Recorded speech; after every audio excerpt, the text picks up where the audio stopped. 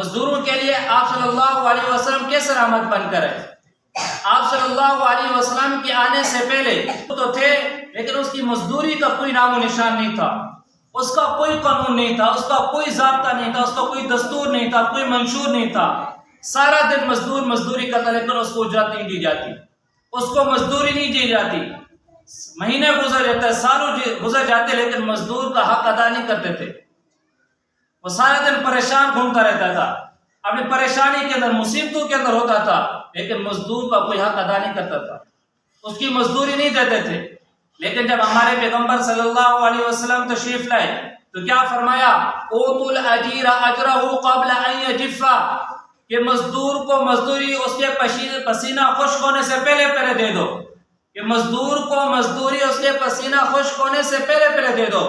اسی وجہ سے اللہ تبارک و تعالی نے فرما دیا وما ارسلناک الا رحمۃ للعالمین، میرا پیغمبر تو مزدوروں کے لیے بھی رحمت بن کر آیا ہے، مزدوروں کو حقوق عطا فرمائے ہیں۔ اسی طرح کسانوں کے لیے بھی رحمت بن کر ہے۔ پہلے آپ صلی اللہ علیہ وسلم کے زمانے سے پہلے، آنے سے پہلے کسانوں کی کیا حالت تھی؟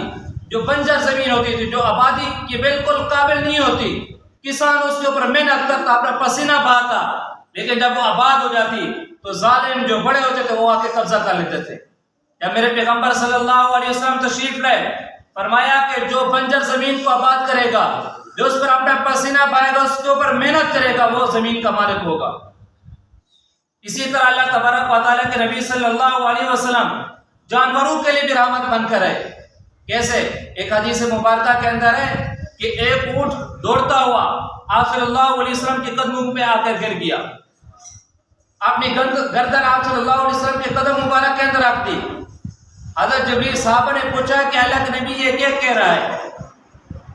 آپ صلی اللہ علیہ وسلم نے فرمایا کہ ابھی مجھے جبریل نے بتایا ہے کہ اونٹ اپنے مالک کی شکایت کر رہا ہے کہ مالک کام مجھ سے زیادہ لیتا ہے، چارہ کم ڈالتا ہے، مجھ سے مالک کام زیادہ لیتا ہے، چارہ کم ڈالتا ہے، اسی وجہ سے میرے پاس آیا ہے۔